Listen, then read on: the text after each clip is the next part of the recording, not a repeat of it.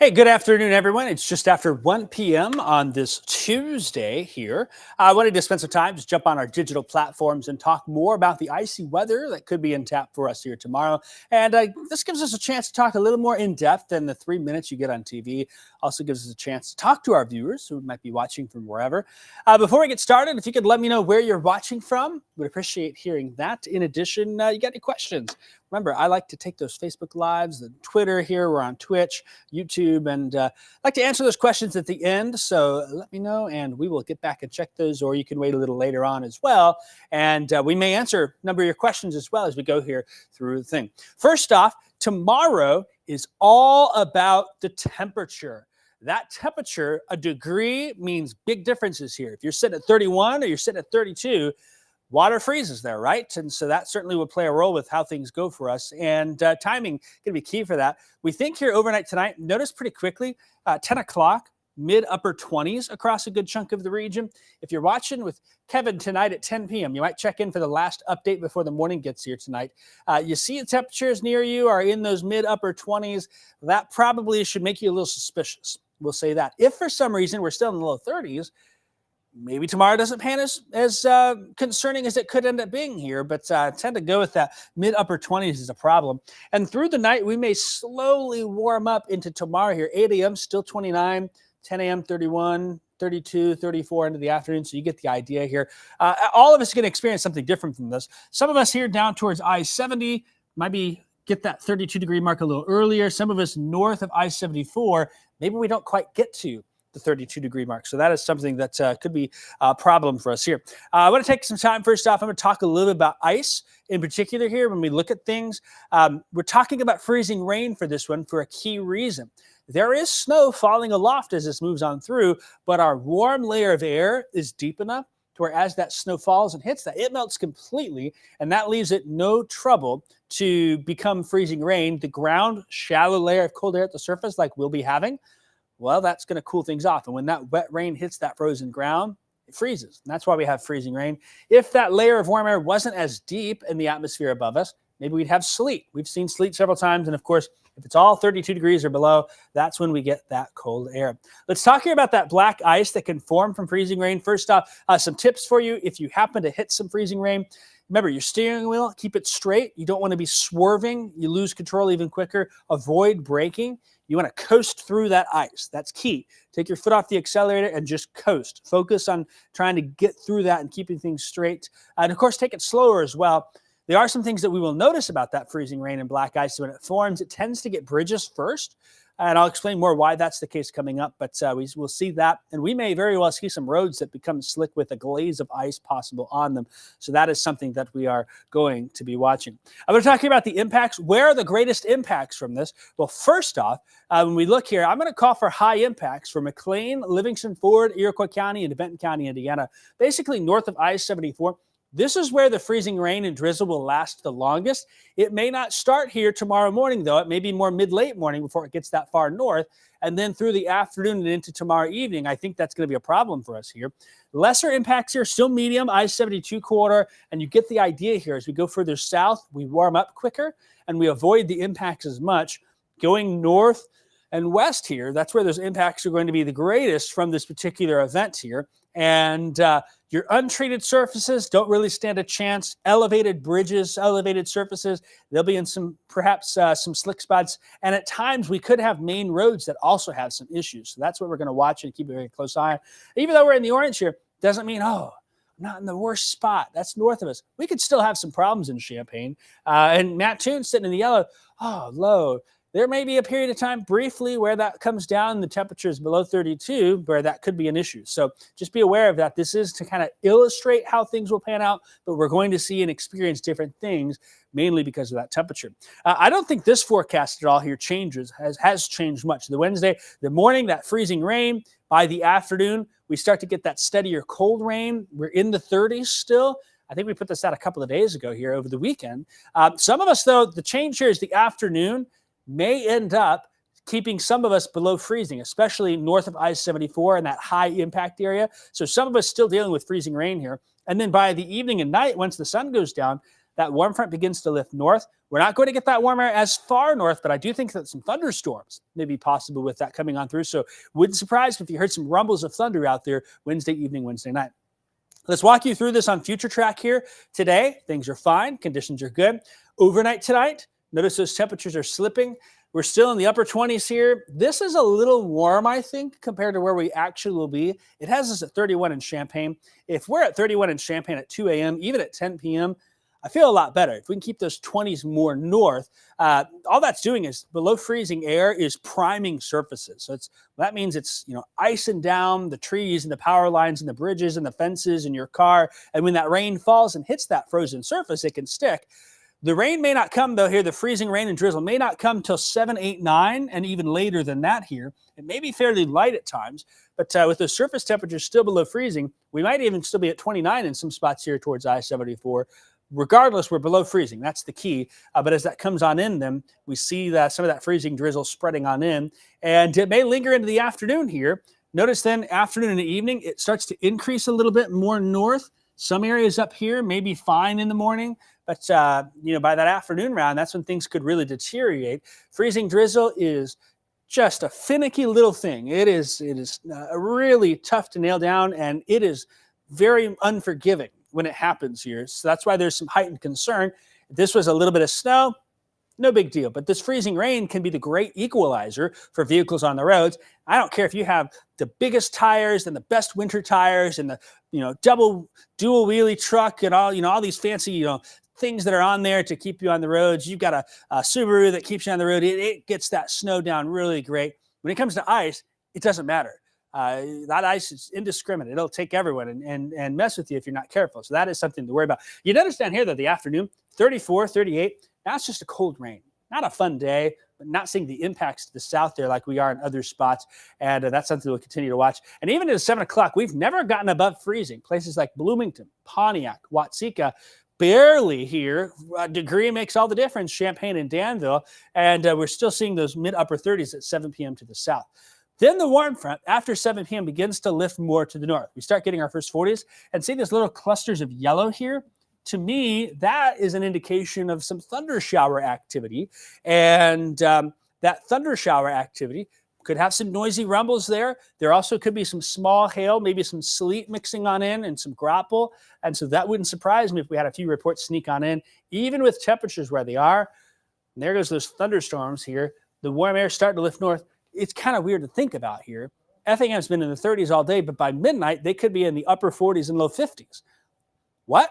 31 in Pontiac, 51 in Effingham, and that warm air continues to lift north here. 4 a.m., Futuretrack says, hey, it's 57 in Effingham.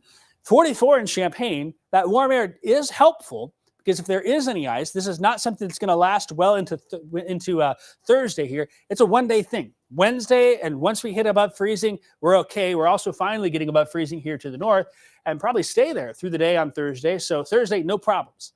Not a day you need to prep and hunker down and stay cooped up for a number of days here. We'll have some rough hours on Wednesday, but Thursday's fine. So no issues with Thursday forecast. Here's that freezing rain forecast. I'm going to go with maybe up to a tenth, if not a little more, in that area that has the highest impact, just because we're adding freezing rain through the day. These areas up here are not able to get rid of that freezing rain early on. We're going to call for a glaze possibility here to the south, and that's enough to still cause some slick spots. So the good news on this is while travel may become a little bit troublesome at times, I don't think this is an issue for us as far as power outages go. More on that here in a second. Again, reiterating the timing, some of us tomorrow morning out the door will be like, what rain? What freezing drizzle? I look forward to that message in my inbox. Some of us are going to have to wait till mid to late morning here. But in general, the more we go through the morning, watching those temperatures, that's when we're going to have that issues. And we probably see our highest impacts 9, 10, 11, noon. From south to north, then that rain change happens, but there'll still be some areas that are having problems there into the afternoon and evening. And so that is a concern for us where we'll see those impacts slowly wane from south to north. So we talk about black ice a lot. It's not really black ice. It's just dark ice that's on the roads because the roads are dark, right? And that thin layer of ice is very hard to spot. Your tires just spin on it. I mean, it can't catch any traction there. And so you can have some issues with that and cause the slick spots. And we also talk about bridges being places that can have more trouble. Well, if the ground is warm, and it's okay here, when that cold air goes under the bridge, we're just icing that bridge down. Think of throwing some extra ice in your beverage to cool it off here. Notice it's still 34 here on the road, but it's down to 30 as that cold air goes underneath and cools off that bridge below freezing. That's why those slick spots can appear a lot quicker on bridges first compared to regular roads. But still, there could be slick spots in the regular road as well. You just want to be careful if you happen to be going out here with that. All right, so power outages, again, yes, we may be accumulating a little bit of ice. The wind seems to be staying down, and we're warming up enough fairly quickly for many of us where I don't think it's a problem. There could always be a few isolated outages. If there are a few scattered outages, probably northern Livingston, Fort Iroquois County. But I really don't see that being a major issue here. This is not one of those ice storms that pulls down lines all over and power outages for days. We are not going to have that here, folks. If anything, some inconvenience from travel expected Wednesday. Yeah, a couple of spots could have some outages. You know, you get enough ice on a weak limb and it comes down in the right spot. Someone might lose power. Somebody might slide off the road and take out a power pole. I mean, those things happen, but this is not an ice event that is going to cause widespread power outages. So no concern about that here. It's the glaze that focuses this on travel for us here. So in summary, for our viewing area, a glaze of ice, some could be over 1/10 of an inch there north of I-74 where that freezing drizzle and rain continues through the day here. We do have some wind gusts 15 to 25. There's not enough ice, I think, to cause those power outages. Once you get closer to 1/4 inches, when we really start to worry about that. But again, I'm not going to rule out a few isolated here and there. Temperatures as well, that's the key. If you want to be at home, you got a weather station, you can always check your weather app as well, find out your local temperature, what that is. That'll tell you the story. Some of you will see rain and you'll see it freezing on contact in your car, even once it starts driving. Others of you, if you're above freezing there, might just stay wet to not deal with that. So that temperature makes the difference. And again, a slow warm-up comes from south to north that keeps this from being a long duration event for us. Although, yes, some of us may have some issues that last into Wednesday afternoon towards the I-70 corridor north, places like McLean, Livingston, Ford, and Iroquois counties. And that's why we do have that potential for some slick roads from the freezing drizzle and the freezing rain.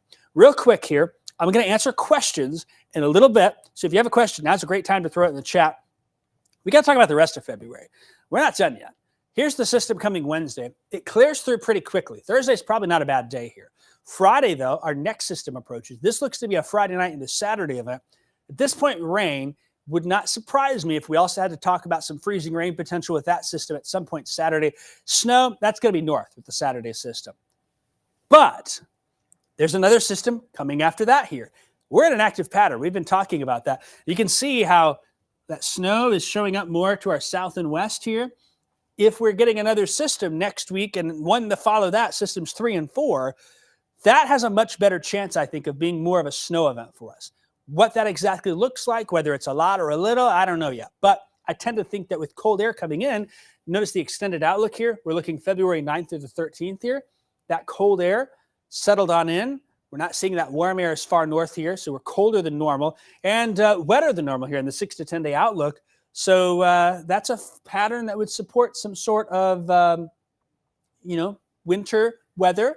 And I do, again, think maybe more snow. We'll keep our fingers crossed that that holds. But compared to the events that we have here now, coming today, should say tomorrow, and potentially in the weekend, that's got more rain and maybe some of that freezing rain. We'll see. There's the 8 to 14 day outlook. Now we're through February 17th, cold air here. And we are thinking at some point some Arctic air may spill on in. If that happens, that could put highs, the teens and 20s. Remains to be seen what that exactly looks like, but I've got some suspicion that the cold is not done yet. And the 8 to 14 day outlook continues to show that wetter than normal conditions. The greatest odds are more south. Well, we're still in the above normal here, but we got that cold air.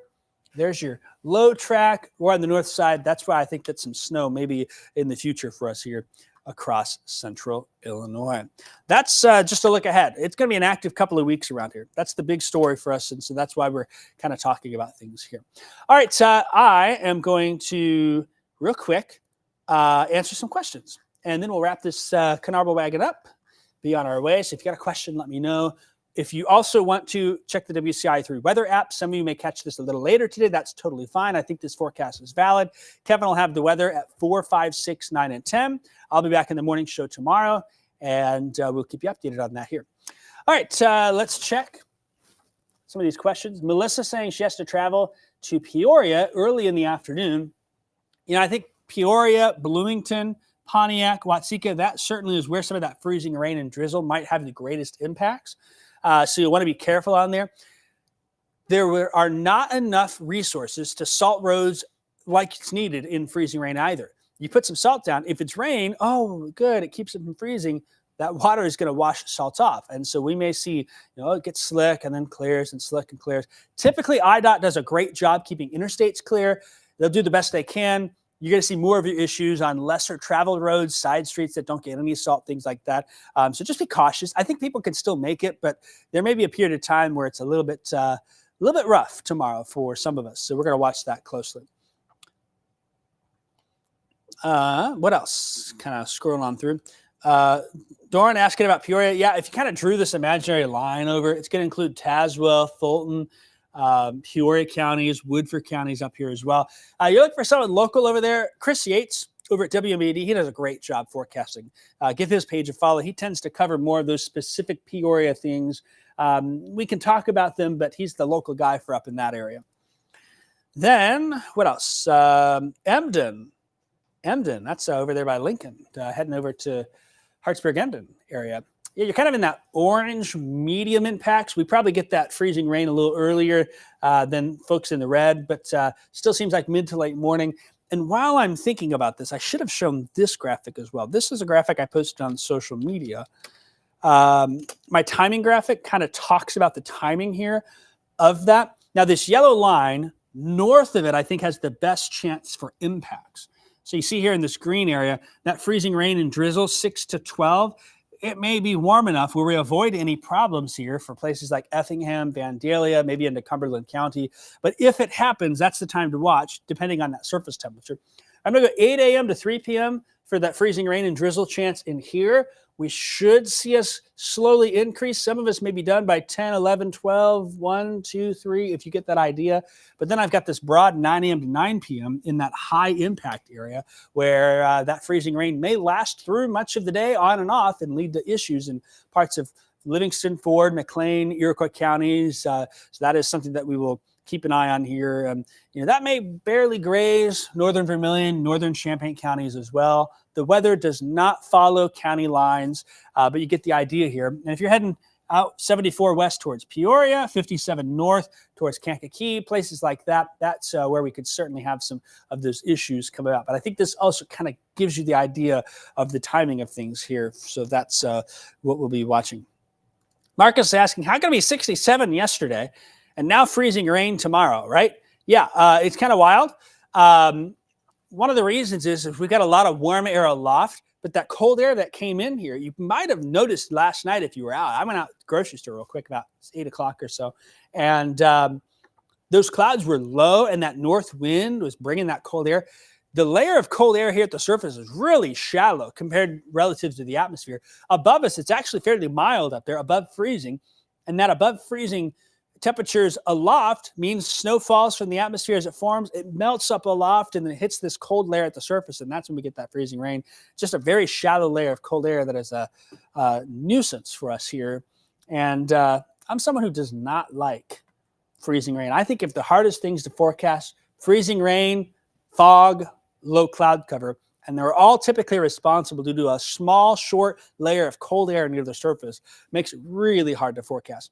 Dixie's asking, is a weather advisory going to be issued? Yes, I expect a winter weather advisory for at least some of us to come this afternoon. National Weather Service, the afternoon shift gets in, and sometime between 2 and 3, they'll probably come out with it. What it exactly looks like, not quite sure, but I suspect it's going to include up here in that higher impact, and then we'll see how far down they go with that. I mean, it could be Lincoln and over towards Menard, Cass counties, and maybe I-72 to Champaign and Danville. It may not include counties to the south, but again, the weather doesn't always follow the county lines. We issue those alerts for that. So there could also be some last-minute updates. We may wake up tomorrow and say, oops, that cold air is even colder than we thought. We need to move that down. Or, hey, we woke up, it's already 31 at 6 a.m. Good news. Maybe it's not going to be as much of an impact for us. But again, freezing rain is the type of thing where it can be fine 1 minute and then 10 minutes later, you can have slick roads out there. I mean, it can literally, I can think of a couple times here that we've had since I've been at WCIA where, it seemed like the snap of a finger, all of a sudden started getting calls and wrecks and slide offs that started really coming on in. So it can be a little bit of an issue for that. Aster kind of asking about the morning hours again. I think this might help illustrate that a little bit.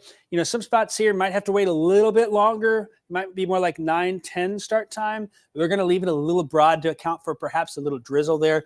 But that is something that we'll keep an eye on. Connor asking, will this cause the ground to harden back up? No, this particular one won't. In fact, we'll probably be in the 40s as we go to Thursday. If we're looking for the ground to freeze back up, that might be next week. If we get some of that Arctic air to really sit on in here.